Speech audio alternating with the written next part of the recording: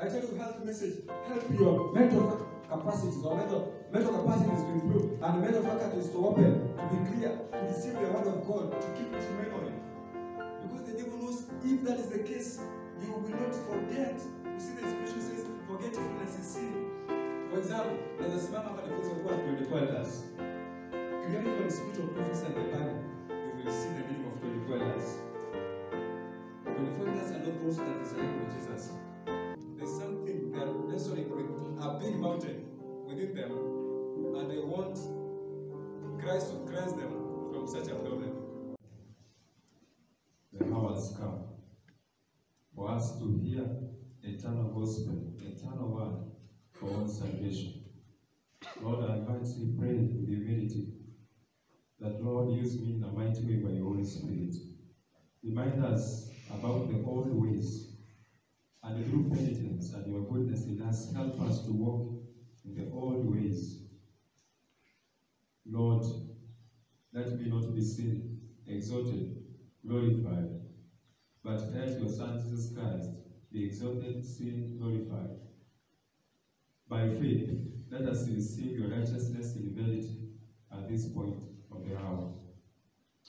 Any type of hindrance and disturbance, Lord, we pray that you may take care of it. Even as I stand to speak thy immortal, holy, living word, purify me by your righteousness. Guide me by the Spirit. Fill us, feed us, guide us by your word also. This I do pray, trusting and believing in Jesus' holy name. Amen.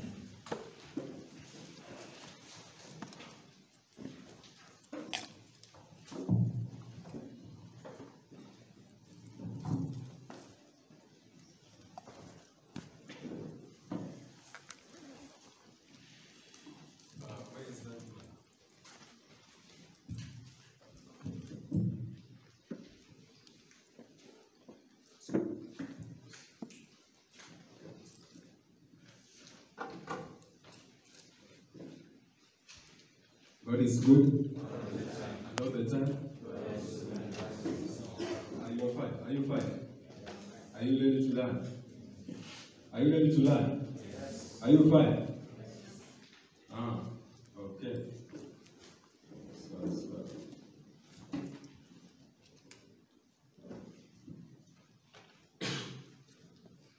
When Jesus was on this earth, he endeavored at every hour and second to preach, and thus says the Lord. Amen?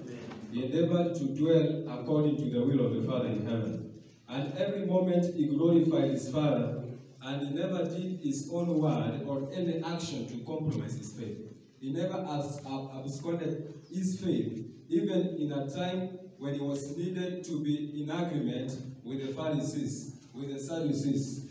With the same spirit, I stand in this pulpit today to allow the heavens speak to us and see what is needed of us, especially in the question of revival and reformation for the primitive godliness. Throughout the week we have seen that the scenes portrayed in Bible prophecy as the signs, as the priestly bells in Christ's garment, as the chief high priest in the most holy place, they are showing us that the signs that everything is sure. Jesus is coming, and he cannot come to receive us as his own if we have any spot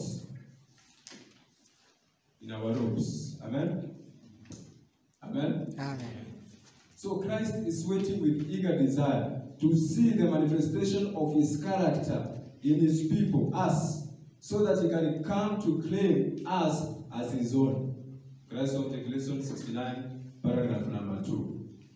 Brothers and sisters, whatever we are going after a short moment to cover may not please you, may not please me, but it's the pure, naked truth. Amen? Amen.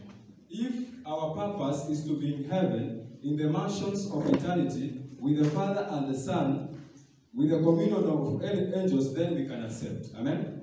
You see, the inspiration says that an unsanctified man cannot appreciate the holy, sanctified message. Amen?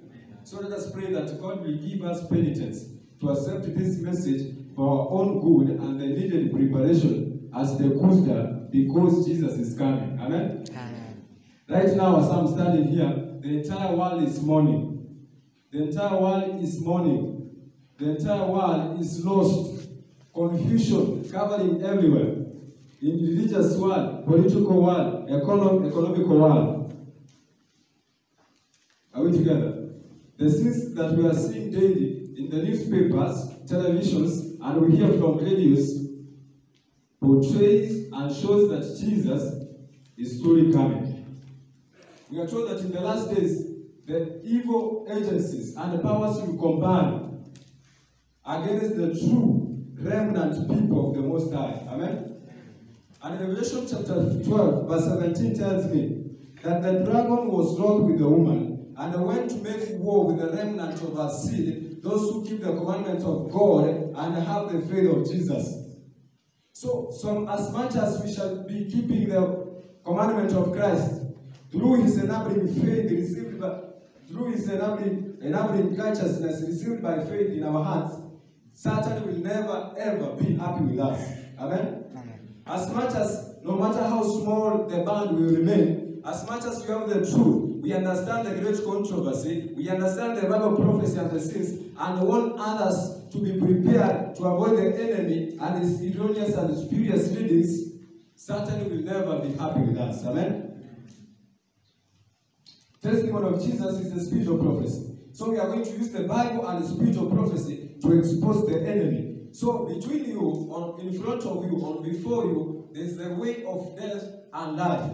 The Lord's will is that we may choose life today and avoid death. Amen? Amen. But Satan's purpose is to steal, kill, and destroy. For us to choose the death way. It has been long since we were baptized, since we joined the remnant body, but there is no difference between us and the world. We profess the faith verbally, but our acts and our intentions and our imaginations and the thoughts are far from the Lord. We stand and say that we are in the same course as Moses, Isaiah, Elijah, and Paul, saying that we have the truth, but we don't believe the truth, we are not teaching the truth, and all around us are perishing, and we don't even study Ezekiel to see that their blood will upon us, and see the solemnity and the seriousness that is needed of us living these last days. So will you be a faithful Enoch, Elijah, John the Baptist, to give the trumpet a certain sound, to arouse God's church into true godliness? Within the God's church, there are a lot of controversy. The church is becoming more political, more administrational, rather than spiritual, divide. We're becoming more of hypocrites, rather than the salt and the light of the world. Why? Because together with Satan, we have cooperated both spiritually and physically and mentally to fight against the commandment of God and the spirit of prophecy. Amen? Throughout the week, we saw that the primitive godliness, true revival, can only come through the Word of God. Because in the Word of God is the life of God. No man can receive spiritual life unless he opens his heart and receives that word in the soul. Before we start with our slides, hope everybody is able to see the slides. Amen? To see the board. Are we together? Now let us hear some lines. Let's got this down before we start. I know the office that I'm standing under at the moment. So it's better to speak Lord's word than my own words. Amen? I can give you good advices, but this is not the time for good advices. This is the time for the good news. Amen? Amen. I may smile because I like smiling. But this hour is so solemn. The angels of the Lord are watching me. Satan is pressing with his angels to ensure that something happens, that I may sleep over and not give the trumpet a certain sound. Amen? Amen? Now look at this.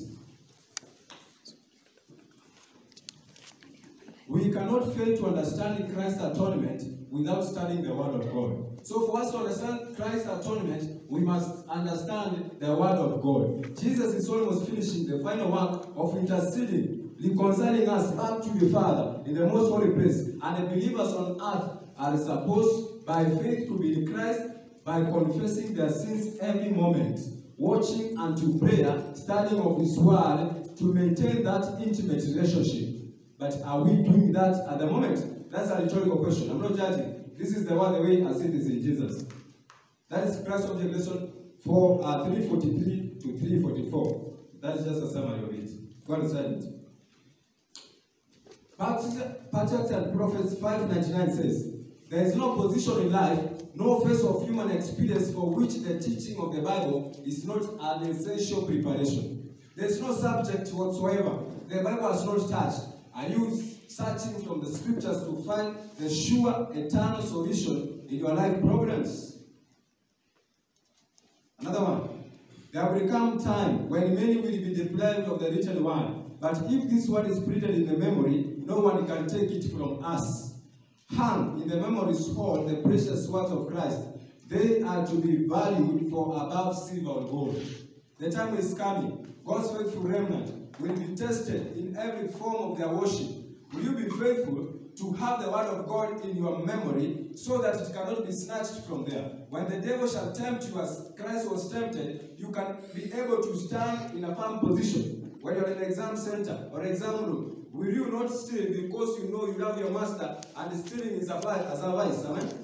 Eat and see. Many things. Now, no church. That is from Volume 4, Speech of Prophecy, page 345. Happy are those that are reading to go and confirm. Maybe I may be teaching apostasy here. And that is how the church of God, by the way, we touch on that. The reason why when an indoctrination comes from the pulpit, we start to say, brother so and so, it's because we don't take notes, we don't write the quotations and verses. When somebody is teaching something you have never come across, you say that is zealous. Study, record down, and go and research. Happy are you if you are recording. Amen? No church can advance in holiness. No church can advance. They cannot advance in holiness unless its members, its members are earnestly seeking for the truth as an hidden treasure. You know the meaning of treasure. If the members here are not searching the hidden truth as treasure, it cannot advance in holiness. What is Jesus waiting in his church for him to come for it? Holiness. Character of heavenly origin. Thy word have I hid in my heart, that I might not sin against thee. Psalms 119 verse 11, right? Keep a pocket Bible with you as you work and improve every opportunity to commit to memory the precious promises. That's David's page 67. I'm just establishing this from the scriptures. The importance of scriptures before I start what I will be quoting. If we come to the word of God, now look at this. If we come to the word of God with a teachable, humble spirit, the rubbish of error will be swept away, and the gems of the truth, long hidden from our eyes, will be discovered. If we come to the house of the Lord to search the truth with a humble spirit and a teachable spirit, then we'll be blessed. We saw during the Revival and Reformation Week that we cannot be sanctified by the truth even through the Sabbath if we have not opened our heart to allow the word of God to be nursed, to sweep from our mind that thoughts, sinful thoughts, worldly-based thoughts that will make you not to be sealed by the living God. Rather, will prepare you to receive the seal of the enemy. Amen? Amen. No one will be in heaven if you are still cherishing dirty thoughts because of what you have been feeding your mind ever since. And Christ has promised to cleanse your thoughts by his word. On anything, video, song, whatsoever, that is based on his principles, his word. Amen? Now, that is volume 1, Selected Messages, page 360. 360. That is it now. We can go to the slide. So, this was the theme, preparation for the final crisis. I don't want to repeat anything we touched. Today is just a general emphasis on some important parts. Now, come out of her, my people, and be ye separate.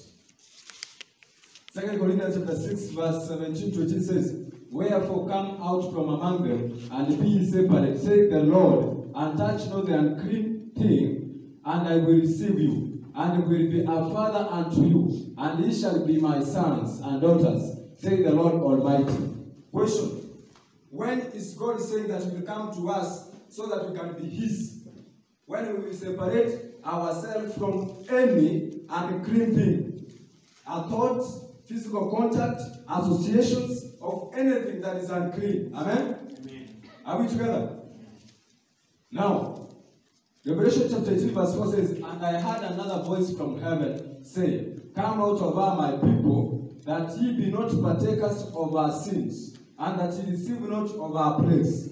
Revelation 18 speaks about the Babylon, spiritual Babylon. The book of Revelation, when you see Babylon there, means spiritual Babylon. The book of Genesis and the book of Daniel, Genesis 11, Genesis 10, and the book of Daniel, chapter 2, chapter 4, chapter 7. The Babylon you see there is about literal Babylon. The literal Babylon, when you read Genesis chapter 11, verse 6, it means confusion, Babylon. If you have a Bible with a footnote, okay? Okay? It means confusion. So anything that is confusing describes Babylon. So in our world today, the true confusion is finding things to do with worship. Because also the former Babylon, the literal Babylon, was based on worship, paganism, idol worship, sun worship, Baal worship, all those forms of worship under the garb of paganism. Are we together? So the spiritual Babylon is of the same caliber. Confusion based on the erroneous doctrine, traditions of men, teachings and dogmas of certain damnable heresies. Amen? So for us to be partakers of purity, then we need to subscribe ourselves to the right theology, the word of God in verity as the rule of our faith. Amen? Amen. Sola Scriptura, the Spirit of prophecy says that it is time for true spirit of reformation out of Protestantism to stand like Martin Luther, preach the truth. You know what makes us Adventists? It's because we believe in the Bible and the spirit of prophecy. As we are Adventists as the remnant body, spiritual Israel. Are we together? Are we together? Anything apart from the Bible and the spirit of prophecy, okay, we are Seventh-day Adventists because we believe in the Bible and the spirit of prophecy. And that is what we have seen from Revelation 12:17 that the devil hates. Amen? The remnant, okay? Now, if that's the case, any book, any writing that fits, that is in conjunction, okay, in agreement with the Bible and spirit of prophecy, we can accept. But any book contrary, we throw it away, isn't it? Including the teachings from spiritual Babylon, the current false worship or false church. Now let us continue. We said that Volume 1 Selected Messages 121, paragraph 1 says, A revival of true godliness among us is the greatest and most urgent of all our needs. To seek this should be our first work. There must be earnest effort to obtain the blessing of the Lord. Not because God is not willing to bestow His blessing upon us, but because we are unprepared to receive it. What is our first work? To seek for revival of primitive godliness. The pure teaching as it is in Jesus. Amen? Amen? But then let me tell you, in the church that will throw away the Bible and become too motivational. You see the churches that are motivational. Are we together?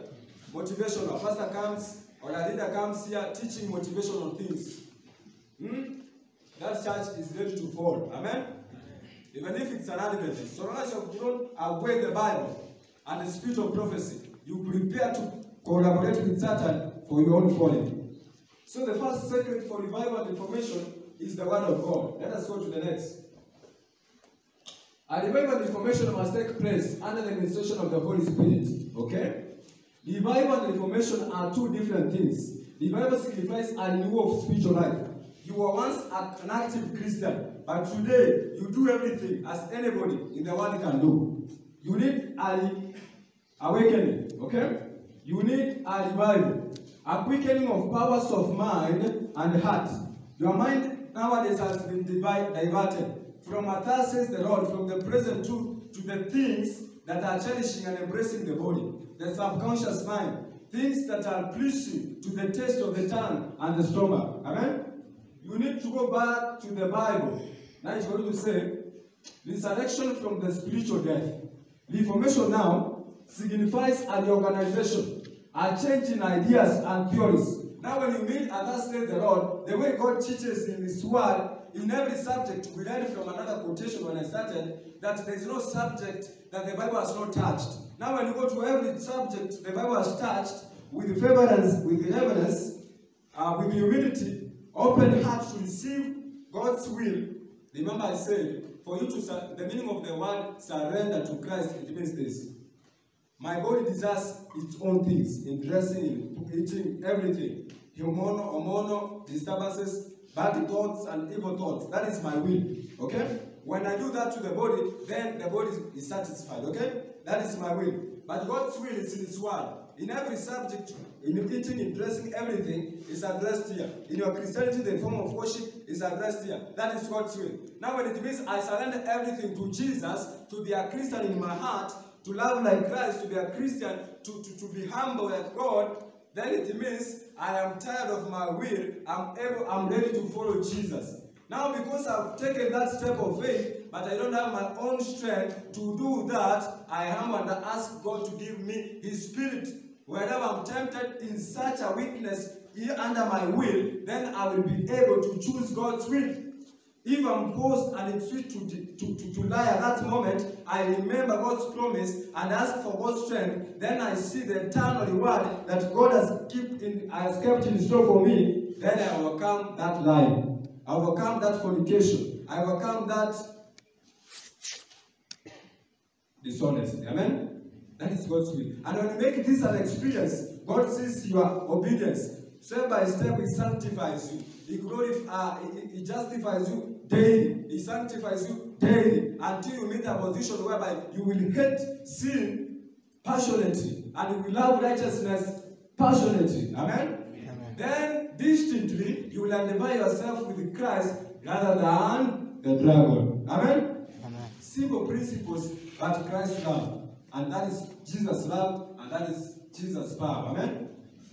So if you are under your body, doing everything as anybody else, then you excuse yourself that Jesus loves you. Yes, Jesus loves you, that's why He came to die for you. But love is loved back. Amen? Love awakens love. So if you don't love Him back, you are not going to open your heart for Him to do a work in which no human can do in you, to make you His citizen in His heaven mansions. Amen? Amen. And that's how, at end last, if we die or that day, we will be in the side of the dragon. Amen? To be numbered with the direct and open public devil worshippers. Many wish crash their teeth, but enjoy the grace at this moment. Now, revival and reformation are to do the appointed work, and in doing this, they must pray. So when I see this is God's will, God's exact power in my mind, then it shows me that I must avoid wrong ways. Then reformation is now, my ideas, my theories, they are changed. And they are blended with God's word. Amen? Are we together? I am crucified with Christ.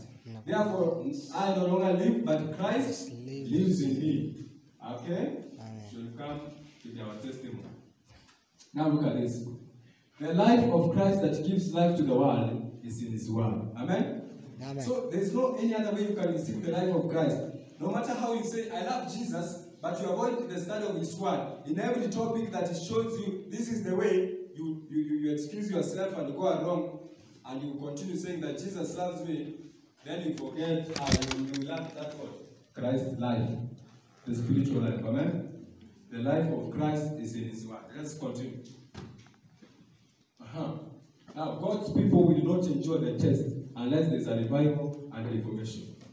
Until we are revived and reformed, we cannot endure the coming persecution of Revelation 13, Revelation 17 in the appointed time. Amen? But before that, you must prepare yourself in the current world. You never know if you are going to die tomorrow or any other time, or if you will be in the crisis. Okay? But for you to be revived and reformed is the only qualification for you to stand true in any other day. And before judgment, you will be accounted what? Our God shall say that you are a faithful servant. Let us continue. Now look at this. I want to touch. Today I want to touch. So throughout the week we learned principles. So how many were there during the week? We touched many things, by the way, including courtship and marriage. 3-part series, which we finished yesterday, and I will continue a part of it maybe in the evening. So those who are there, they understand what we started, okay? Today is just a general call for us to give God a chance to work in us. But today also, I will touch more of information. I've been emphasizing about revival, what God can do for us. But now I will touch about information. Christ's principle, even from Spirit of Prophecy, is that when humanity and divinity combine, there is no sin. Amen? The only reason why Jesus endured and he was sinless, yet he had a sinless body, Romans chapter 8, verse 3 and 4, is because his humanity was always linked with the divinity. Amen? And he was in close fellowship at every moment with the Father. That's why we could see him praying every time, speaking that word the Father wanted him to speak. Amen? So for us also, as the sons of God through Christ, we become sons of God when we are born of a true Son of God. Amen? Jesus Christ. Now, also for us not to sin, yet we possess a sinful body, is for us to abide at every moment with Christ, with God. Amen? Are we together? Yes, somebody say, is it possible for you to live without sinning? Somebody is saying that. Okay? Let me say it this way. The Bible says, 1 Peter chapter 1, verse 15 and 16, be ye holy, as your Father in heaven is, or as the one who has called you is holy. Matthew 5:14 says, be ye perfect as the Father in heaven is perfect. Amen? So perfection and holiness is possible, but the secret is one. If we abide in Christ, his grace is our strength. If at every moment we abide by his word, in every decision of our life, in every step, then it means we can be maintained in purity. Ask a question, how?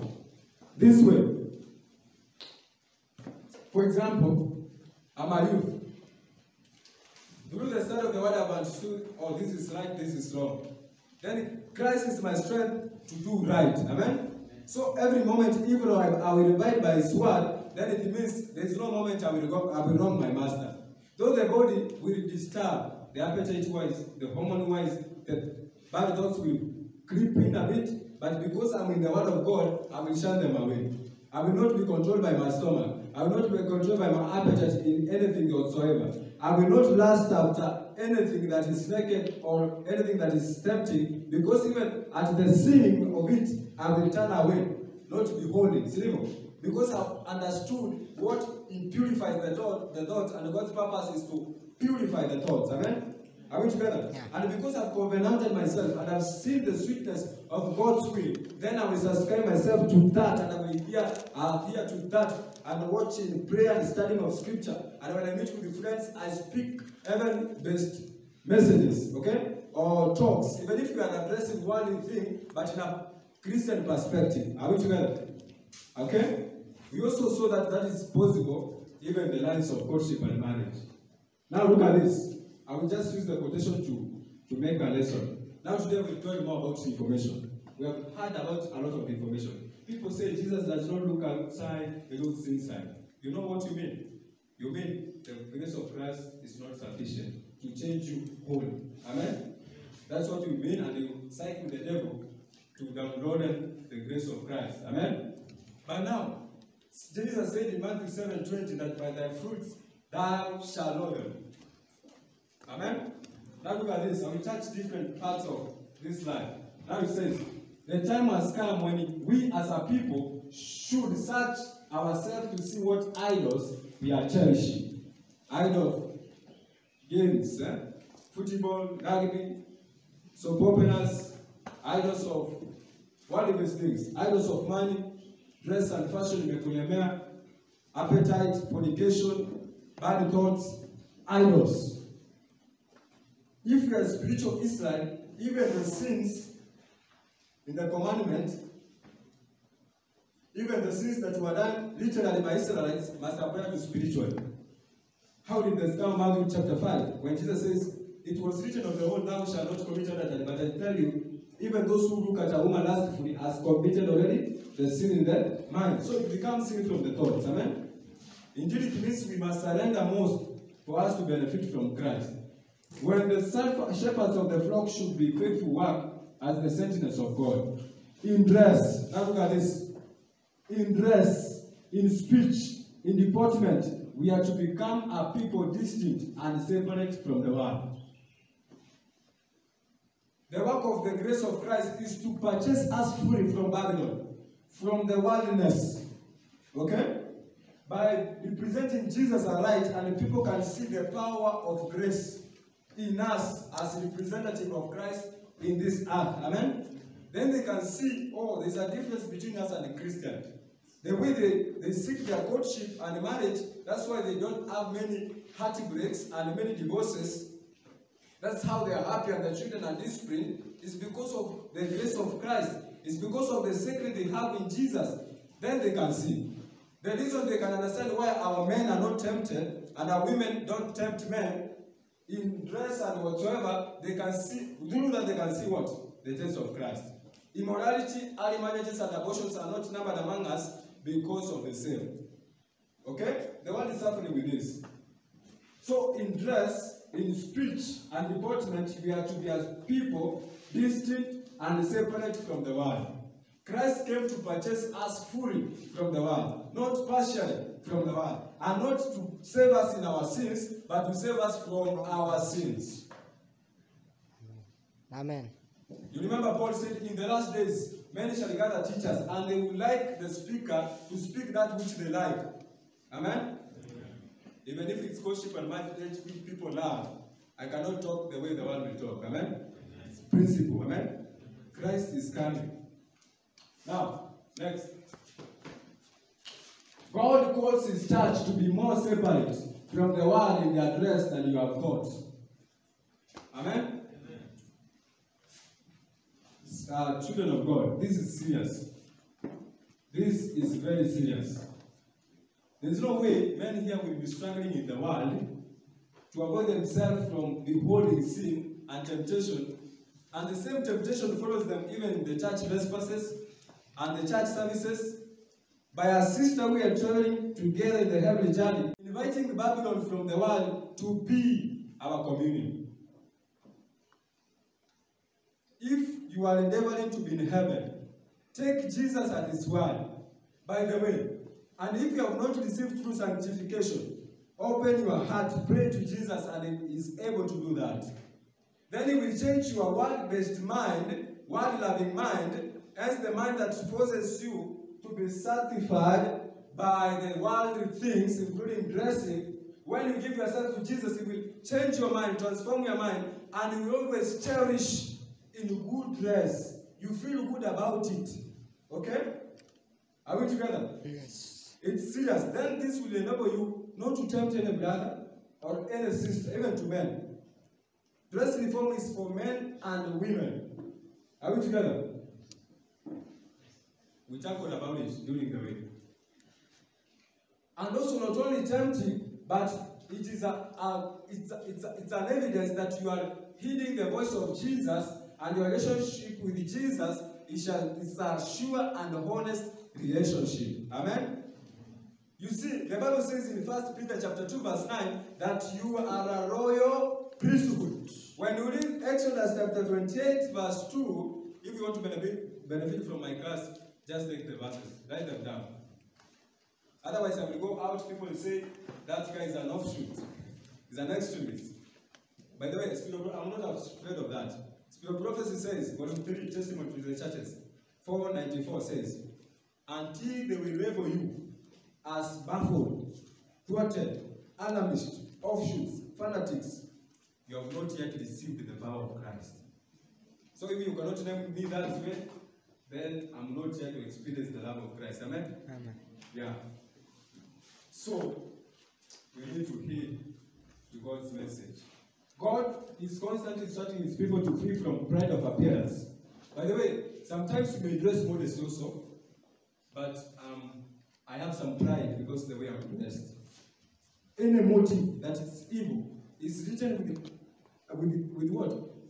Terrible exactness in the record of heaven.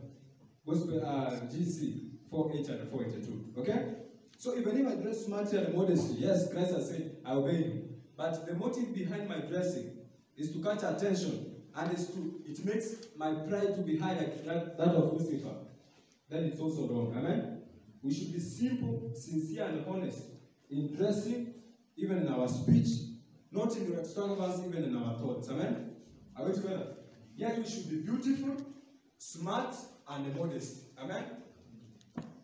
But you said we can crash to come and so I don't want to go back.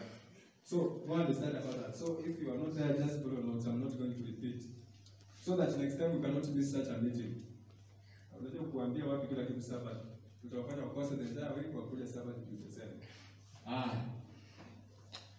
From love of self, but you are working directly against the Spirit of God in this matter. Hence you are walking in darkness and place yourself upon the battlefield of the enemy.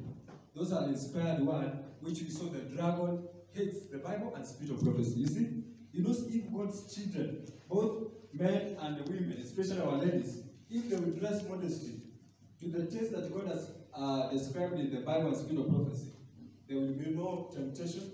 Our men will have easy time to find a wife partner, and the marriages will stand. And because he doesn't want that for us to concentrate on the giving, the Laodicea, even the pre-Laodicea, that's why it's bringing confusion of every sort.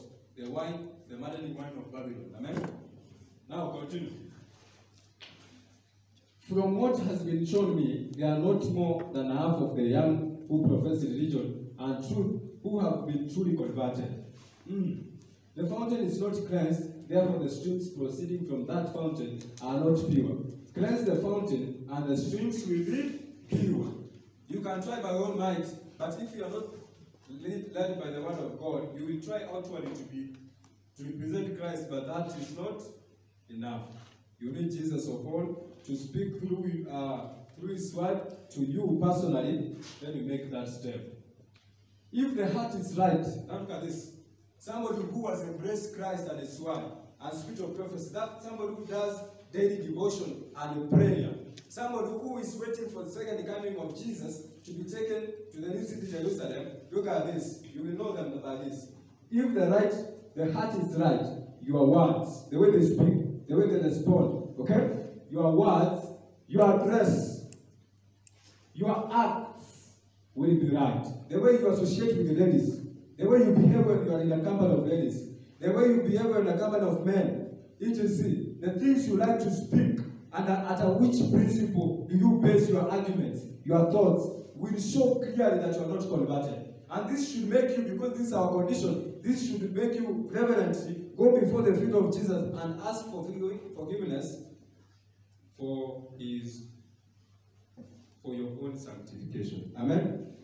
Otherwise, the days are going, prophecy is here, the crisis is here, and don't forget, character building is a lifetime event, not something of one night. Then you have a character for Jesus, then that will make you not waste your time. Amen? Are we together the booster? Let us go to the next. Have the reform. Now that's reform. I'm just biting. Okay? Some years back, Seventh-day Adventist universities were so, they could sing, they could worship, and they could feel Jesus in the congregation. But nowadays, people are jokers, even in the pulpit. People are entertaining even from the pulpit. People are misusing even the pulpit. Even the house of God is not respected. I imagine how the angels in heaven cover their body, their faces, before the holy God, and they are holy. But for us who are sinful mortals, we come to the church the way we want, with worldly thoughts. The preacher is preaching, you are in the world. You are on what you did yesterday evening. Some of them are masturbating in the morning and then in the congregation at this time. And they are not seeing their sin, hence the need of Jesus Christ. Some of us are gays. Some of us are lesbians. You are destroying your own health. Then you say that you are going to heaven, brothers and sisters. You are robbing God, you are not returned. We'll go there. There's time for that. And then we say, I'm the first elder, I'm the second elder, I'm the third elder, I'm the peer ministry, I'm the Sabbath school ministry. And the work of God is wanting for men who can deny themselves, sacrifice everything, to live a life like that of Enoch. The life of victory in Jesus, while we deceive ourselves that everything is right. Today, as Seventh-day Adventists, when they see the church is right and stable in terms of how much money we have in the account. Is it able to feed the church and to organize some things? How am I administrating the church policy-wise? That's how people are equating. We need to be serious. Jesus is coming, you are still busy watching movies and pornographic videos. Jesus is coming, you are still listening to the world music, Akina JC, who are fighting against the Lord, who are preaching heresy and they are exalting their God, Satan himself. Friends, this should make us to feel sorrowful for ourselves. This should make us, because of the love of Jesus, and see how our sins pierced his hands, how the Master who created us come to die our death. This should show us the love of God, that after the fall of Adam, he had the ability to destroy us forever, so that he can create pure human beings. But who is man that God, from 6,000 years, he has been waiting for us, he's waiting for you, Mageto, for you to get right with him. Who are you? What do you have important for him? Who are you? Why can't this make us to come with humility and think about this Jesus? Some of us were born in Seventh-day Adventists, but you are becoming fully stupid every moment. Instead of growing deeper and deeper and closer to Jesus. You are a 6th generation Adventist, but you are even worse than an infidel. Brothers, and we say that Seventh-day Adventists have the truth. Which truth? Jesus will remove our candlestick from us, and is waiting only those humble men, those are in the world, who are ready to receive him. Some people in the world can be the best if they will get the gospel. But they cannot get the gospel because you have hindered the cause. But they thank God because he shall have a people who will call many from Babylon to partake in this marvelous light. Amen? You think you are the only one who can preach? He's raising ministers, pure ministers, who shall give the trumpet a certain sound. You think your singing will qualify for heaven? You'll be surprised. Even Satan knows how to sing. Amen? You think your leadership, your face, your body figure is the only thing you think you see about yourself? Is the thing that is not making you to humble before God? You think the family you come from, the background you come from, the money you have? My friend, you'll be surprised. Jesus shall have a people in this true remnant church since the passing time of 1844. Amen? The solemn house. Amen. Now look at the head before. As a people, we need to reform.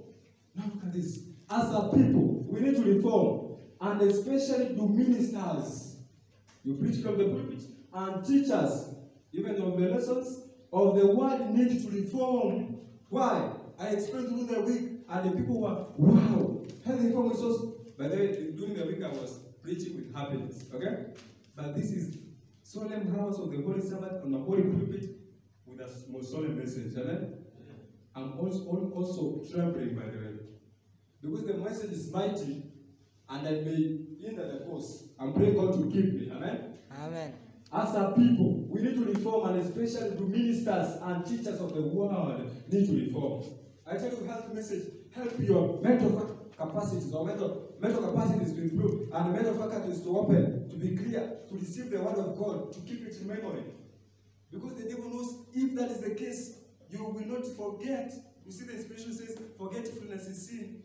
Satan knows if you forget, then you do sin. But then what is sinning? Another definition of sinning is the one who has embraced the cross of Jesus, has seen the love of Jesus, and taken a step to be baptized through the blood of Jesus.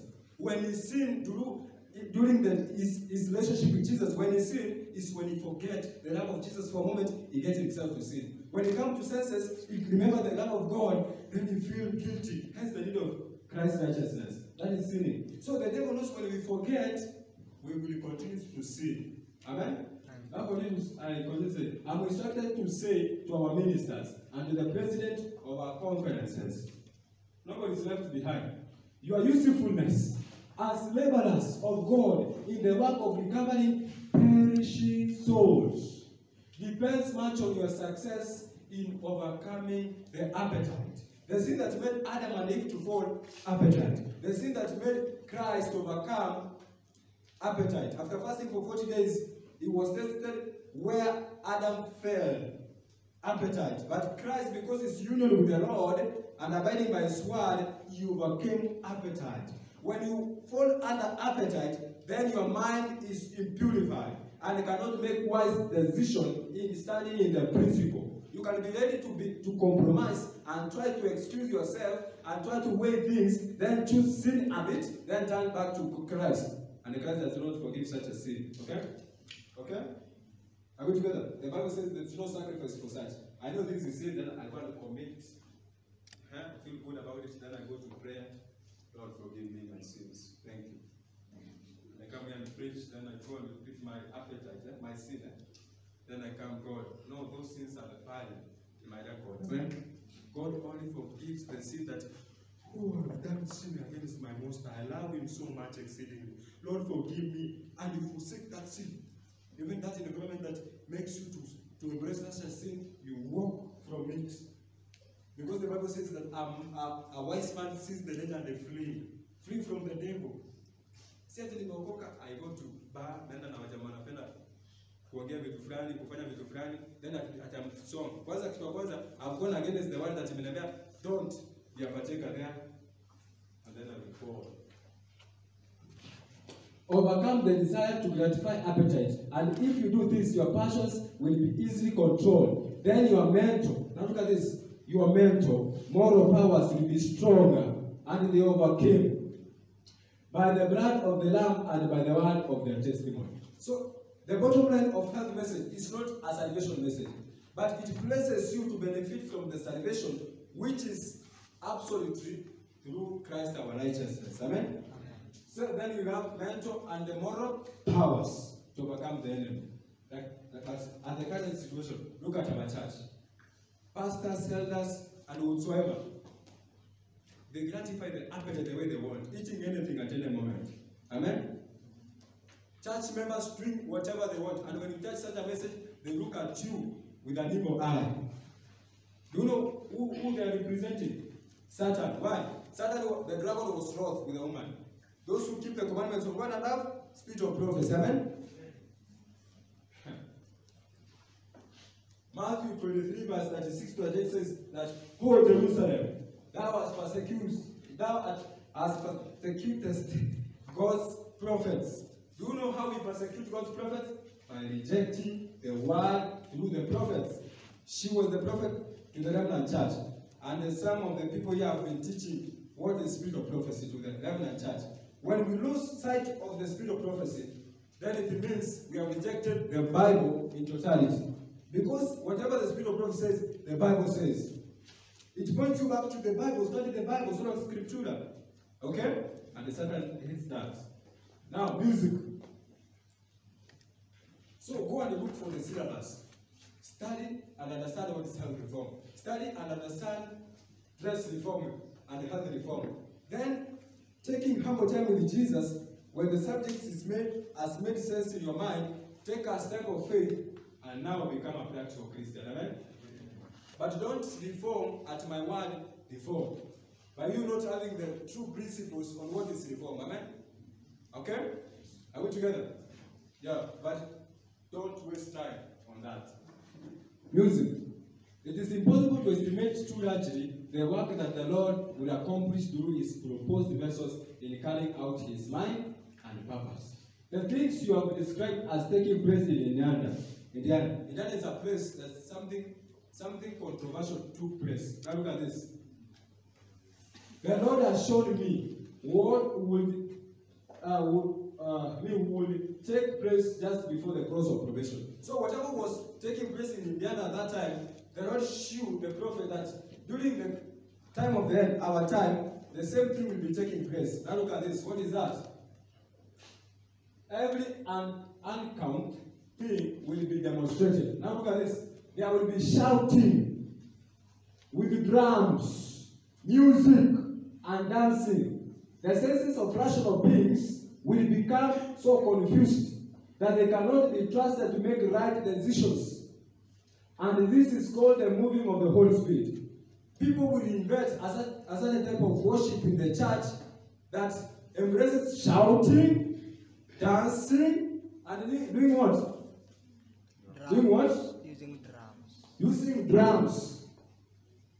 We have seen the effect of that, that it makes the being to do what rational being not to make right decisions. What is the devil most attack? The mind. In the mind, the frontal lobe is where the seed of God will be placed. So he's attacking that part of the mind so that we cannot make right decisions in the cause of Christ. Amen? Using health, using dress, using music. Now, any music, even if it is in our church camp meetings, any music, even if it's by the Finder Lines, any music, even if it's in this pulpit, elders, you want to be in heaven? The Bible says, Ezekiel chapter 3, verse 17 to 19, if I give you a word against a sinner, and you don't tell him, if we die, his blood will be on him or her, and it will be also upon you. If a righteous man also fall, warn him, using the word and spirit of prophecy guiding him. If you neglect that, their blood will be upon him. That's why for example, when I'm choosing a first elder or second elder, when I know what other people do, they brag around, I'm the first elder. I'm the first elder. But a true believer should not brag around. You see, the solemnity of the work, the blood of these people will be counted upon you. If during your time of service, you never preach to them the present truth and what is needed, and the time we are living in, their cases will be upon you, and also it will also be upon them. Both of you will fall. Amen? But it's for you, your own good, to be a faithful minister, to tell people so that they can save their souls, even your own soul. Amen? Are we together? Tunasikizana. The message may not be sweet to your ears because we are carnal. Amen?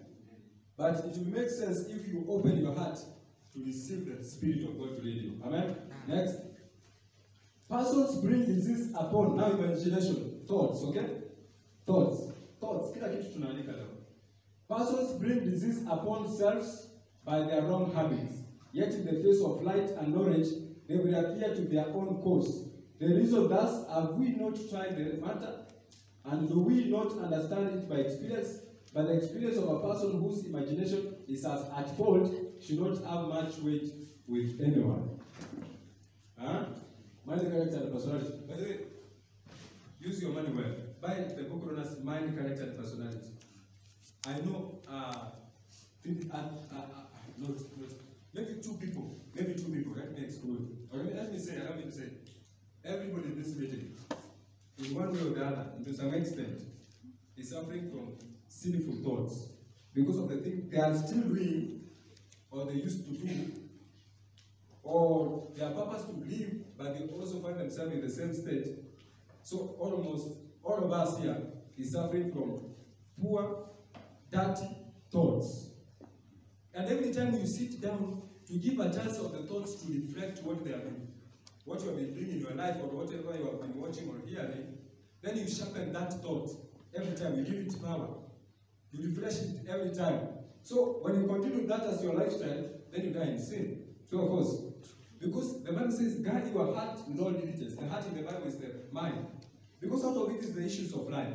And Jesus said, that is Proverbs 4:23. Jesus says in Matthew 12 verse 34, that out of the heart, the mouth speaketh. Okay? So you cannot do anything right if the mind is wrong. Amen? Are we together? We need a revival and reformation. Continue. Okay. All are free moral agents, and as such they must bring their thoughts to run in the right channel. So we must bring our thoughts to run in the right channel. First of all, forsake anything that contributed to your that thoughts, okay? Number 2, subscribe yourself to only those things that will elevate for the purification of what? Your thoughts.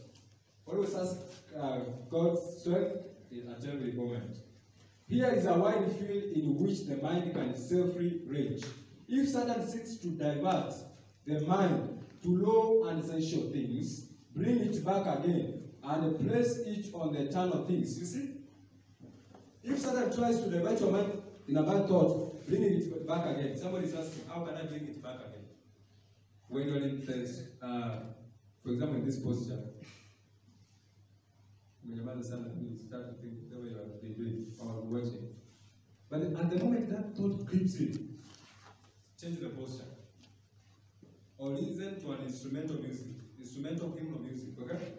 Or sing a song, or take another activity, or try to force to think about another thing. It's the same to a dream.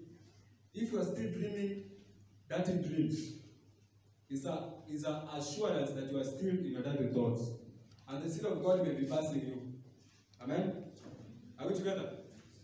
So it's time to purify your fountains. Amen? It's serious, by the way. Serious, we don't have time. Just have short time with someone. Bring it back again and place it on the eternal things. Eternal things, worthy things. Word things, basically. And when the Lord sees that determined effort made to retain only pure thoughts, God will see that determined effort, okay? Look at this.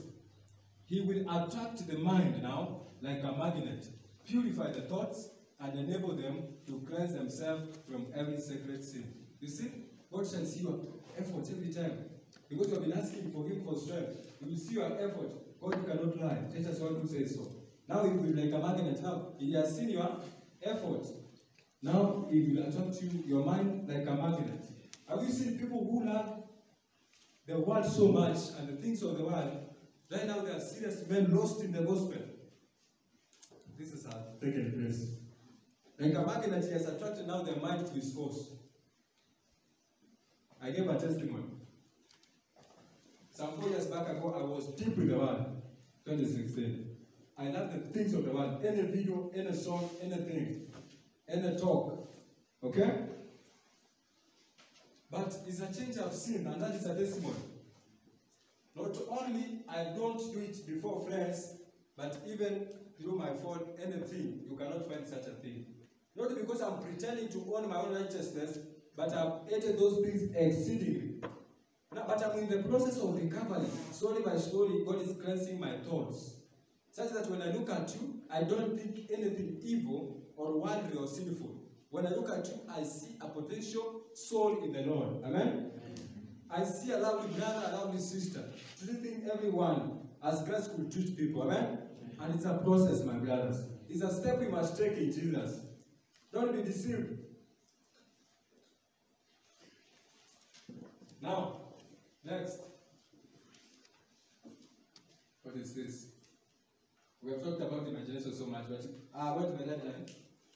God, the imagination, what is this? In the strength of God, the imagination can be disciplined to dwell upon things which are pure and heaven.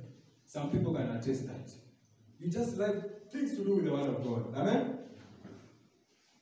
Even if you are resolving an equation in the lab, no any evil thoughts about it. Amen? Alright, let us go.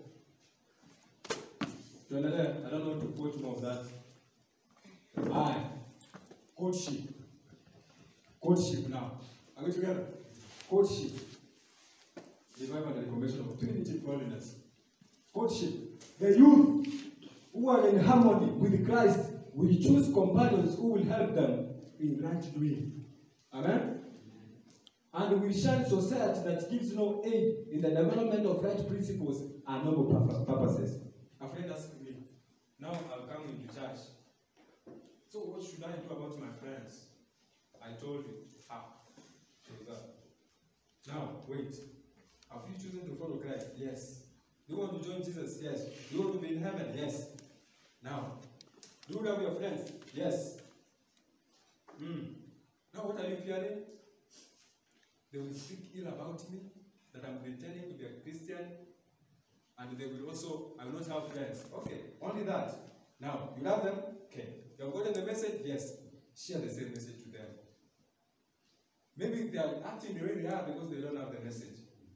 Because you are their friends, they can trust you. If that is not the case, then it means if you will fail to win them to Jesus, they will conquer you by winning you to the world. Amen? Now what can you do? There's nothing good these friends can tell you to improve you heavenward. See, whatever is of worldly is worldly. Amen? Whatever is of heavenly is heaven. Okay? Now what can you do? Be in Jesus. He will change your mind, your needs, your desires. He will make new friends, who you will also appreciate, because your mind has been trained to appreciate such friendship, such ways, such talks, such motives. Amen?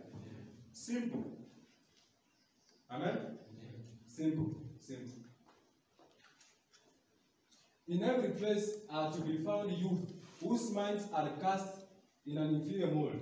When brought into association with this class, those who have placed themselves without reserve on the side of Christ will stand firmly by that which reason and conscience tell them right is right. Amen?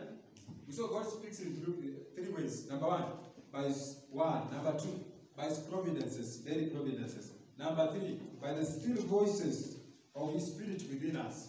Ile conscience inakwambia, you're a Christian, this is wrong. You remember the preacher? You remember that quotation you saw? This is wrong. The still voice, this is the right way. Even if it doesn't seem sweet to the body and to the carnal mind. Amen? Are we together? Now, that means then, from the principle that we have been studying the entire week, you will take the 7 steps to marriage. Number one, am I called to marriage? So maybe some of us are not called to marriage because maybe some diseases, maybe they have made themselves not to marry if they are serving Jesus totally. But that I said it may be dangerous if you think so. But unless Jesus show you a clear vision, that actually comes. Okay. Now another thing I said is that number two, am I ready? Am I prepared for marriage? That's our second question. Have I known what is God's purpose in courtship? Not to do anything wrong, to say a word, to do an act that is contrary to heaven. Because sex and everything, romance, is in marriage. Then, don't marry somebody outside your faith. Because this person is not going to encourage you to grow heavenward, even thought-wise. It's going to draw you to make the body, the senses, the sensual sins, to be active, for you to sin.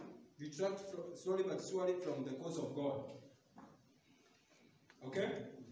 Are we together? Am I prepared? Have I understood the purpose of marriage? Have I studied God's word to understand where are we in the prophetic time? What is needed of us in preparation by allowing Christ our righteousness to abide daily in us? Then, question number 3, if that is yes, who am I to marry? Unaanza na marriage. Yani mind unaanza na marriage, I need a relationship because I'm 24 or what?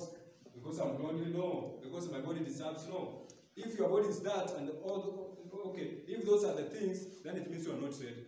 But if you want a relationship because you want to grow with someone heavenward, then it means you are ready. Amen?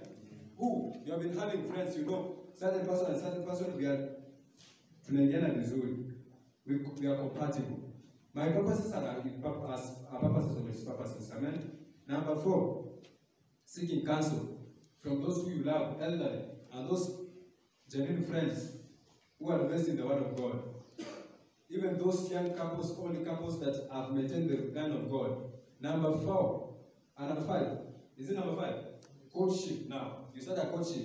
2 young people to seek if it's God's will for them to be married. Not to share romance and kiss each other and touch each other. Those are sinful things. We are preparing for thought cleansing. We are preparing for heaven. We are in the battlefield. There's no time to allow any other thoughts. Amen? Are we together? Even your phone should have pure things. Even you have them, today make a step, brother. A sister, with the door of probation to close before you. Number 6.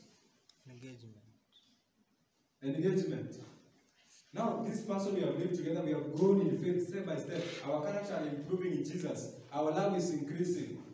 We are respecting our parents more. We are active in church activities more. Since we met, I'm improving, I'm becoming more useful. My purposes are now known. Okay? Now you take which step? Engagement. Now you say, I've seen our friendship has been good, etc. Now I think we can enter marriage. Before you enter marriage, you set a date. Between that date of marriage and the marriage itself, engagement. Do in the marriage. Before that time reaches, okay? In marriages now, better and better improving.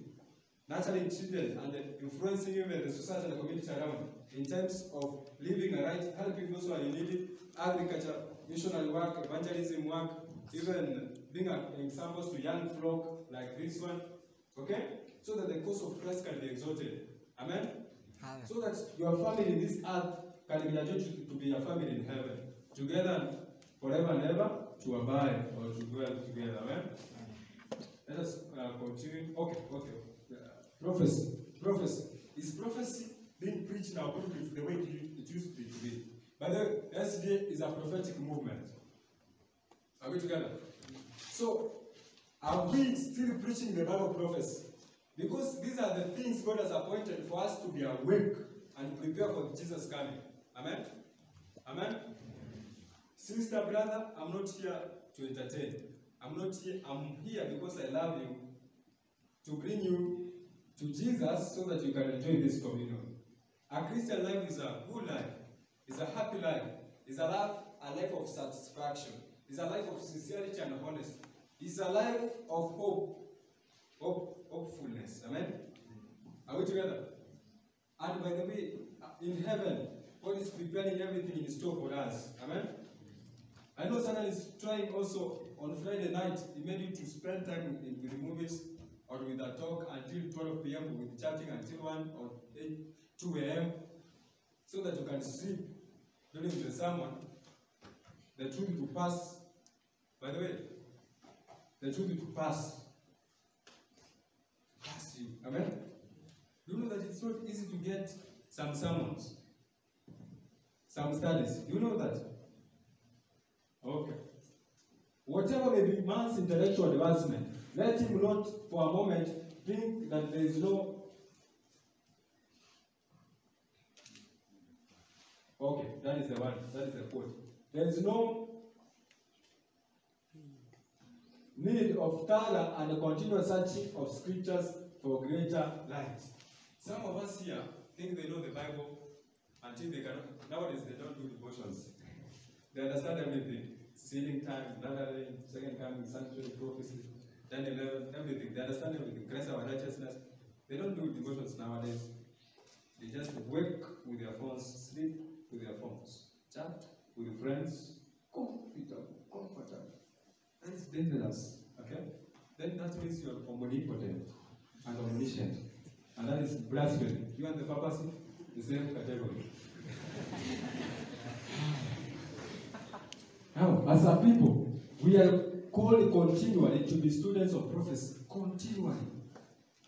Imagine, at a new heaven and new earth, we shall study forever. Our mind, not big in size, in intellect. It will grow daily in intellect, not in size, okay? The capacity of the memory card is not the size, but it's the space inside, okay? Now, we are to grow learning forever and ever, increasing in wisdom and knowledge and understanding, amen? So, even if you understood that portion of the scripture or prophecy, study more. Every time we study John 3:16, it brings new understanding, isn't it? And more weight, if you're a penitent. So we have begun to be prophecy students. We must watch in earnestness that we may discern any ray of light which God shall present to us. We are to catch the first glimpses of truth, and thorough prayerful study, clearer light may be obtained, which can be brought before others. Amen? So, all of us, not some people in the church, as you know, prophecy. No. Every one of us has been called to study prophecy. Do you know what makes us not to understand prophecy? That's why even the local church is crying. Number one, we kicked away the spirit of prophecy. Number two, we are not ready to follow a says the Lord in every subject of our life. We are still rebelling the truth, okay? Are we together? Kwa nini nasema hivyo? Daniel 12 verse 10 nasema, and the wise shall understand, and many shall be pure and white. So only those that are made pure and white constitute the wise, who will understand the prophecy. Amen? But the wicked, it continues to say that none of the wicked shall understand. Amen? But they will continue to do more wicked. So we have cut ourselves off from the blessing from heaven.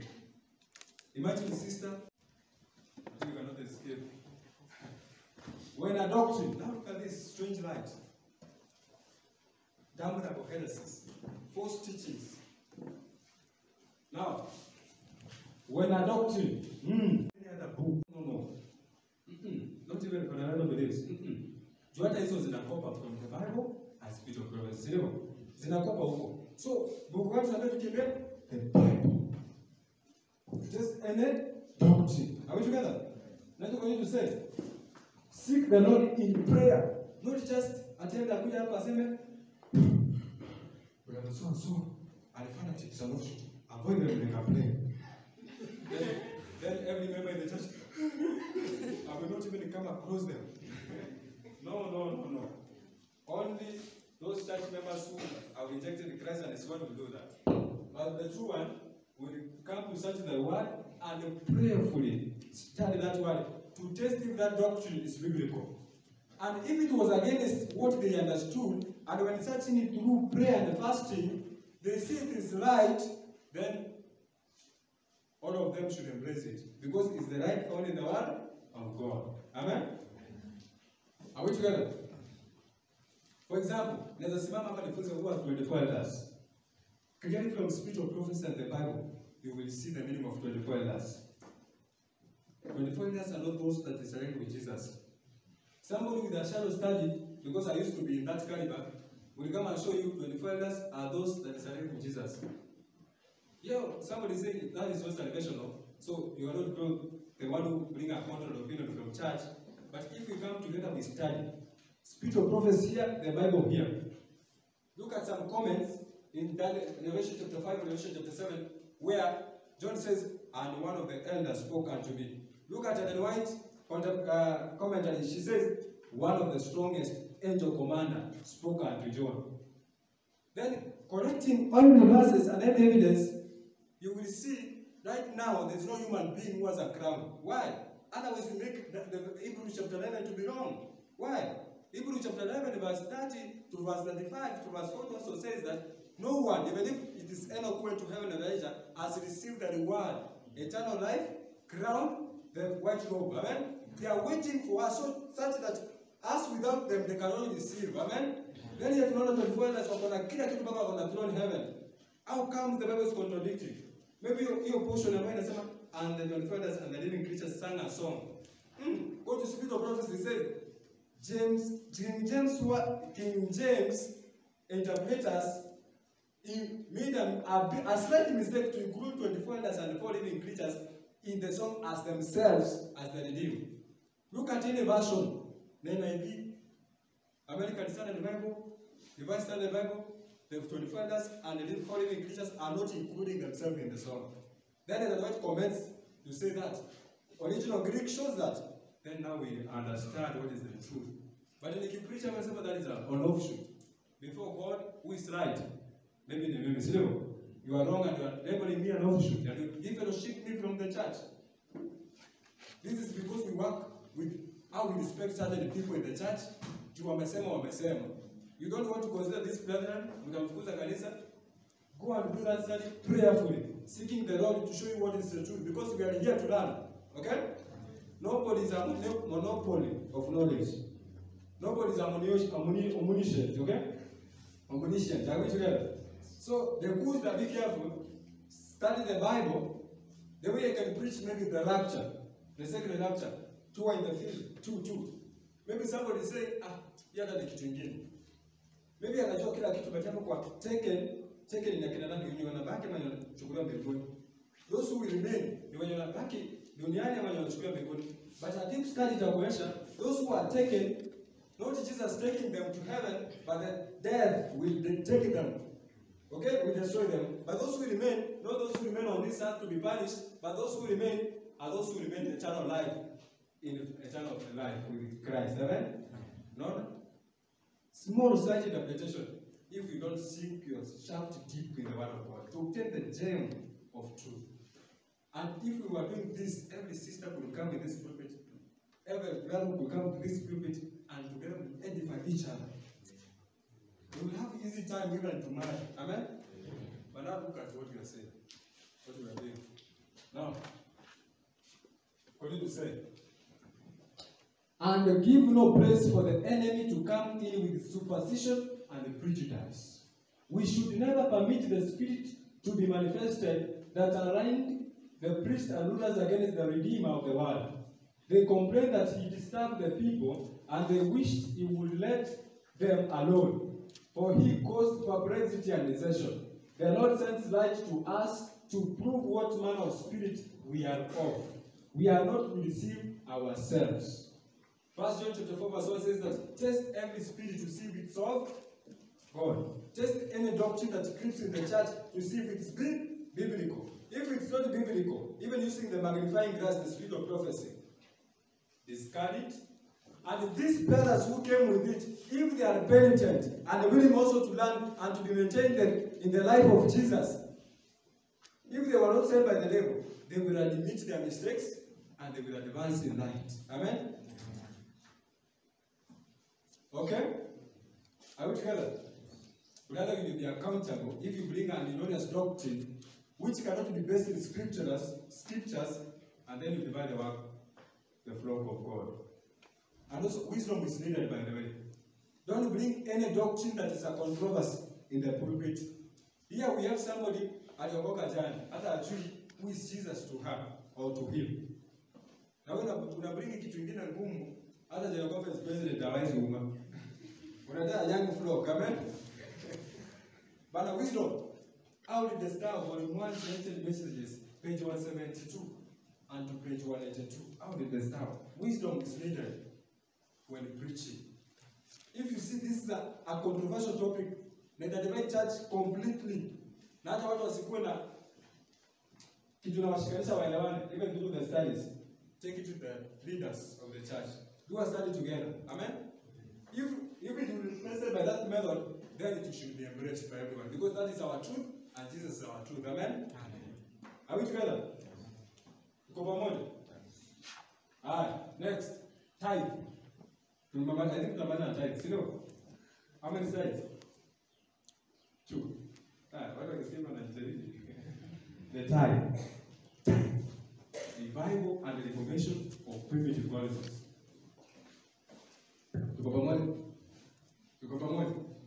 Tithe. Now look at the tithe. I'm going to tackle 2 people. Those who say don't give the tithe. Why? The church is corrupt. Or money will be lost. If you believe in the Bible and spirit of prophecy, I think reverently you should hearken to this. And those who knows that we are supposed to give the tithe to pay back that, but then we pay the tithe, amen? But we give what? The offering, amen? Freely. We pay the tithe because that is a command. Even inspiration says the word pay tithe, not give back the tithe. Now look at this. For those who knows what is the importance of the tithe. Tithe and offering is an anti-tithe, or is it an anti-tithe? It's an anti-tithe. Reminds us about Christ, him giving himself wholly for the sake of our salvation, isn't it? Are we together? Are we together? It also reminds us that we should give our bodies as a living sacrifice. Romans chapter 12, verse 1 to 2. So, nothing in us should be dedicated for the devil. But wholly, we should dedicate ourselves to Jesus. Amen? Okay? We are growing. Somebody is in level 1, somebody is in level 2, somebody is in level 10, maybe the market is until level 20. Don't judge anyone on the level she is or he is. Are we together? True Christians even steps down to support those who are weak members. Are we together? Not to. Are we together? But for the sake of this session, I must preach the principle so that everybody can see the climax, the standard is the same for everyone, isn't it? But step by step, we are to climb the ladder of salvation. But let us not hesitate. Let us take Christ, the faithful friend, for us to grow. Amen? Are we together? Now, tithe. Now look at this. The tithe is sacred. Do we agree? Revenues are reserved by God for Himself. So if I had 1,000 shillings during the week, by the way, we are in school, maybe some of us don't work, but a parent send to you 1,000 shillings as a pocket money. Do you know that earning is for God? Because you have earned that money. Okay? Anything you receive, I'm looking for, is it grants? Yeah. And an income or a grant, you should do what? Tithe. Are we together? The gross salary, leave alone the basic salary. The gross salary, you should tithe. Amen? Government inachukua yake. Venye Mungu pia anataka yake tena. So, utangoja government ichukue yao, basic ikibaki, ndio sasa unataka kupea Mungu kutoka kwa hiyo basic yake. No. Ya Mungu ni yote tena hata before government ichukue. So, gross tax. Are we together? Are we together? Gross salary. So, I'm not a business-based man, okay? So, 10%. Then the remaining will be sorted. So, if I receive money from the parent, 10% is gone and it's old. And I should give it as a joyful service because I understand the cross of Christ and the plan of salvation. Because I understand the love of Jesus, which made like to be preached. Amen? Then I will add an offering, maybe, if in a position, to show how much I love Jesus. That is not limited, any amount. But any amount determines how much you love Jesus. Amen? That's why we have seen people lost in the gospel until they divide half of their salary. Maybe they earn 1 million shillings. Then they divide like 8 million to God's cause. Many people say this person is mad, but they don't know the relationship between the two. Amen? Now, it is to be brought into his treasury to be used to sustain the gospel laborers in the work. So, what is the work of the tithe? To pay 100%, to pay those who preach. The offering is only used to support any other work, even including construction of a church, etc. Are we together? Any other work. Like in the tithe, the principles of which chapter? Is it Numbers chapter 18, verse 18 to 20? Okay? It's purely based on what? Paying the ministers, the laborers. Okay? For a long time, the Lord has been robbed because there are those who do not realize that the tithe is God's reserved portion. Some have been dissatisfied and have said, I will not longer pay my tithe. Sikia kwa nini wale wabaya wanasema hatusemi kulipa tithe, sikia? For I have no confidence in the way things are managed at the heart of the work. Unasema hiyo kanisa inakula pesa, natumia pesa vibaya, sitapeleka tithe yako kanisa. Sijui confidence imeanguka, sitapeleka tithe yangu. But then I was on the same idea before I met that light. Are we together? But because we are here to grow in the light that Jesus brings, you change your heart. Amen? We are here to grow. Nilikuwa kwa mistake jana, kisha sasa kwa mistake nikipata kuna authoritative statement inasema kwa sio? Now, it's what you say. But will you rob God because you think the management of the work is not right? Utakataa kurudisha tithe bali nasema treasury si kwako wewe mwenyewe. Treasury ni kwa nani anambia treasury kwa treasury ya God's work kwa. What is the treasury? Huh? What is the treasury? What is the treasury hapa? Bring the tithe back to God's treasury. What is the treasury? Is it the church? Huh? No. It is what? With confidence. Which institution in the church inashughulika na pesa? Hapo ndio treasury. Local church inawekage pesa. Where is the treasury? Na hapo ndio tunapenda kuwataka kusema the work is not being done right. The management is wrong. The conference.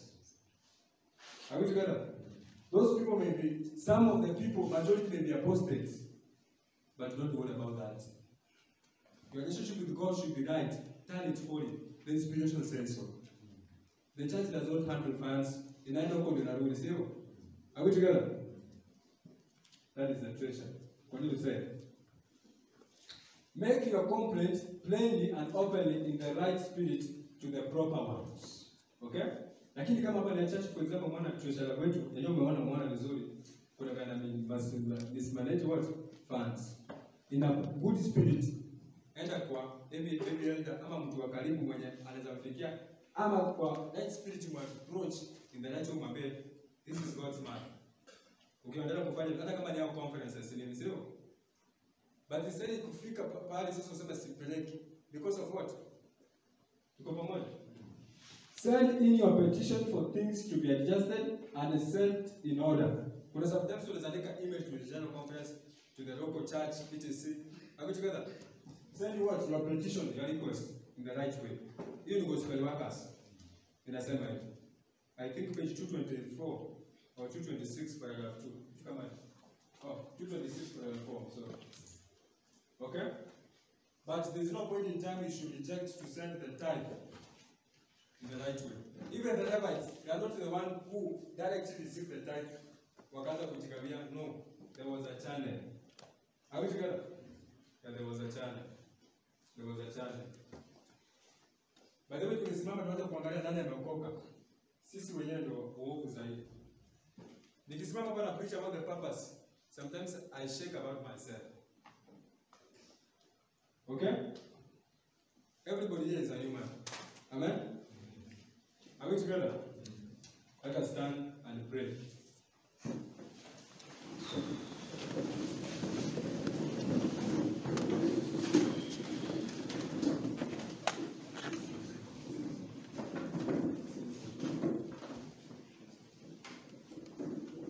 Now, we take this moment. I know time is far much spent with my brother, my sister, but we needed such hours. Amen?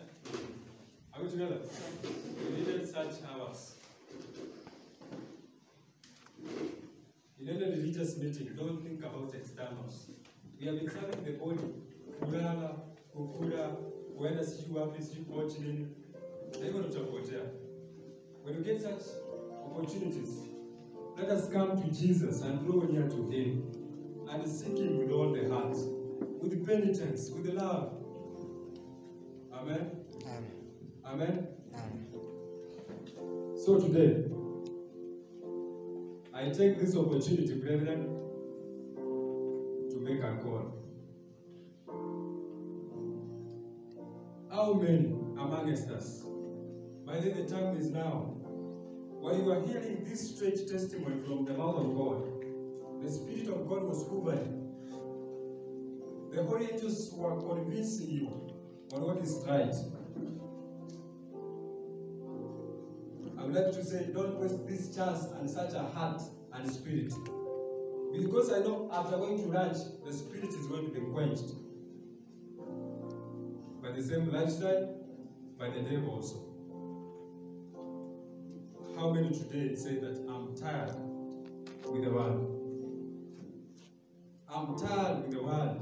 I want to be pure in my imagination, in my devotion, in my service, in my motives, in my intentions, my purposes. You are tired of that vice, masturbation, lesbianism, that act of fornication, even the thoughts. That act of throwing away the word of God. That act of spending a lot of your time, 3/3 of your time, in WhatsApp status, in Facebook post, laughing about any other silly thing posted there. How many say I'm tired? How many say I'm tired of criticizing the church, forgetting that Jesus must be the soul, and a faithful minister, I must preach the truth for church to be converted? How many say I'm tired of the world? Brothers and sisters, we shall pray with you and for you. I will pray for you and with you. I myself am tired, and this tiredness started in 2017, and I will not draw back. Amen? I am looking towards the crown of life. And for me to get it, I must be a faithful minister. You must be a faithful member and a minister. Amen? In time, in dress, in clothing, in music, in health, in Bible prophecy, in the love towards each other, love towards Christ, prayerful life, faith, imaginations, motives, intentions. Amen? Now, hands down. We shall pray with all of you. How many say that there's something, is is a sin I've cherished in my head that is so big, like a mountain, that I cannot even understand the lines from the Bible. I cannot even have a heart for devotion. Even think right when I look at anything. So how many among us are saying that there's something they're wrestling with, a big mountain within them, and they want Christ to cleanse them from such a problem? I want to pray with you specifically. You see, James chapter 5 verse 16 says, a fervent prayer of a righteous man availeth much. Do you know that you may continue to pray for yourself? You don't have that enough faith to make it overcome. But through the prayer of a believer, of a servant of God, can make you to overcome. Because the Bible is open. Okay? Are we together? So don't be ashamed. That's what I wanted to say. I will appoint some people to pray for us also. Now, how many, on what I've said, you can come in front, come in front, come in front. It's only those who came publicly who are forgiven and never again to turn back. But those who said, I'm okay, they are in apostasy until this day. Come to the pulpit, come to the pulpit, come to the pulpit. Okay, stay there. I know another level. Now let me raise the level a bit higher. How many among us are saved? But then the Bible says you cannot receive the power of the Holy Spirit unless you are baptized. By the Spirit, conviction of the truth into your heart, you number one, and the baptism of water to confess before people that you are now ready to follow Jesus.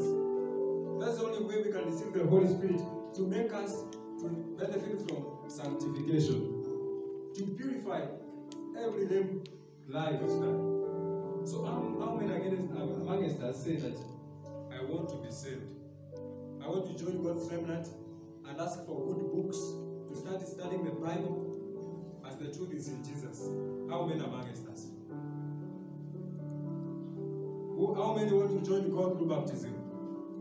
It was a revival and reformation week. How many?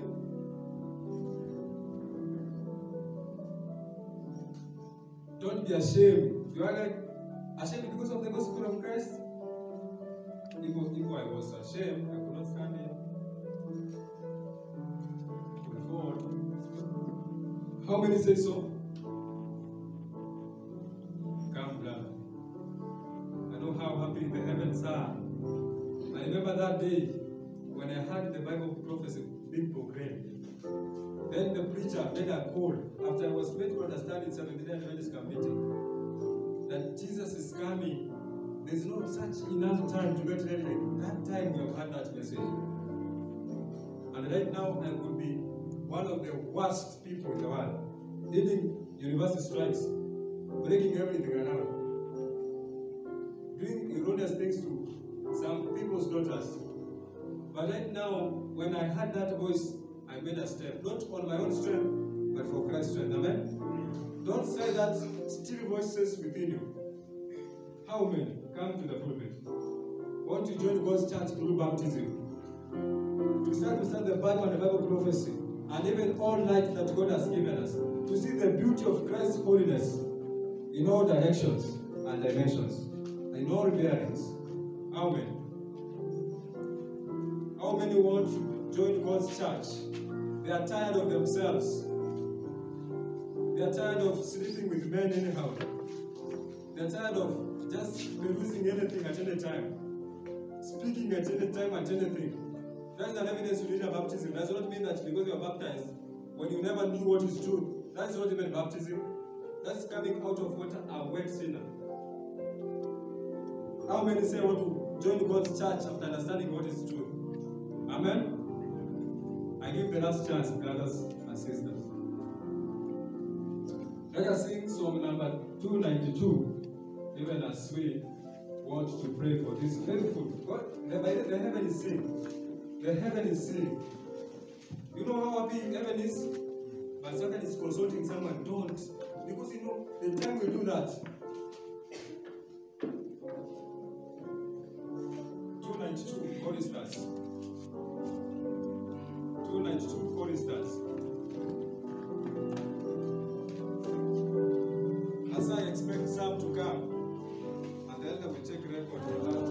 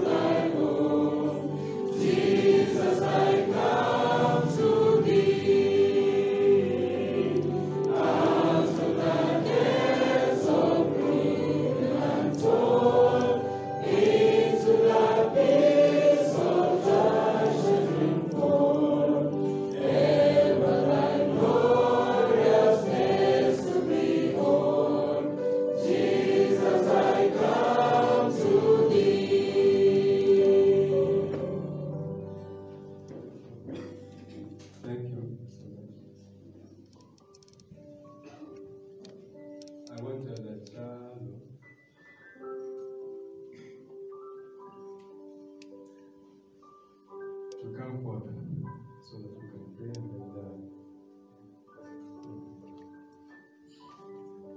then I want Sister Nelly. Sister Nelly. Let us pray for God's church. Then I will pray for these humble, beautiful souls. We are tired of heartbreaks. We are tired of the will of Satan. We need a fresh start. Isn't it? Yeah. We need to glorify our King. Don't be ashamed for people to misjudge you. They thought it that was. But it's a covenant with the Lord. Amen? Amen? So, child, we pray for the church to confess on its behalf.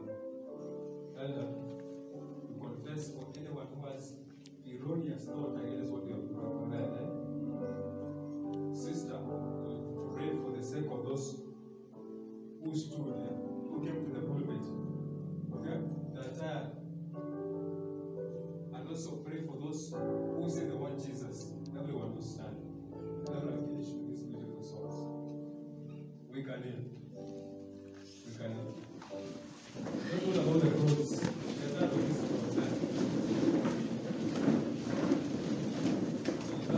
that procedure, let us start. Baba yetu na Mungu wetu uliye mbinguni, tunasema ni asante Baba kwa kukusanya mahali hapa. Tumeweza kusikia neno lako na tuweza kufunga makosa yetu Jehova. Zaidi pia kwamba sisi ni wema kuliko wengine, bali wewe tuliyotenda ni mengi, na pia kwa neno lako unaweza kutuonyesha dhambi zetu na tulikuwa tukizifanya. Zaidi pia Baba, tunapokuja machoni pako mchana leo, tunakuomba Mungu damu ya Mwana pale msalabani uweze kutusafisha sisi sote. Zaidi kwamba Kristo unapozidi kuendelea kutuombea, tunaomba Baba dhambi zetu uweze kuzifuta na uweze kutusamehe, ili kwamba uweze kutukubali tena katika njia zako, ili kwamba uweze kututumia tena katika kazi yako Yehova. Wengi huenda tumerudi nyuma kwa sababu tunatenda yale yanayostahili machoni pako. Tumeweza kuliacha neno lako Jehova, tumetenda yale ya kidunia. Tumetamani mawazo mabaya ili kwamba tuweze kuyatimiliza katika maisha yetu. Lakini katika siku ya leo Baba, umeweza kufundisha kanisa lako ya kwamba yale yote ambayo tumekuwa tukiyafanya ambayo ni mapenzi yako, ya kwamba leo tuweze kuachana nayo na tuweze kuifuata njia yako Jehova. Ya kwamba uweze kuwasema kwamba wale wote ambao watakuja kwako na kuomba msamaha wako Baba utaweza kutusamehe. Nasi tunapokuja kwako mchana huu wa leo Jehova, tunazidi kukulilia kwamba uweze kutusamehe dhambi zetu. Ya kwamba sote uweze kutukubali tena na uweze kutuongoza ili kwamba tuweze kutenda leo kimbingu. Nazidi kulikabidhi kanisa lako mikononi mwako Jehova, uzidi kuonekana kwa watu wote ambao wamekusanyika mahali hapa Jehova. Tunapoinama na kuweza kupigia magoti wewe, tunaamini Baba wewe ndio msaada pekee katika maisha yetu. Uweze kutuongoza na Roho Mtakatifu ili kwamba tuweze kutenda matendo mema yaliyo ya kimbingu Jehova. Roho wako Mtakatifu akae ndani yetu, aweze kutuelekeza katika kutenda yaliyo mema. Zaidi pia malaika zako waendelee kutupigania, ya kwamba mvuto wote ambao tunapatana nao katika dunia hii, ya kwamba tuweze kurudi katika dunia. Mungu tunaweza kutusaidia, ya kwamba uzidi kutetea na sisi ili tuweze kuokoka. Safari ambayo tuko nayo ni ngumu, lakini tunaamini Baba kupitia kwa uwezo wako na nguvu zako tutaweza kuyashinda majaribu yote. Uzidi kutusaidia hadi mwisho wa ulimwengu huu. Maana ni kwa Yesu Kristo tunaomba haya tukiamini. Amina.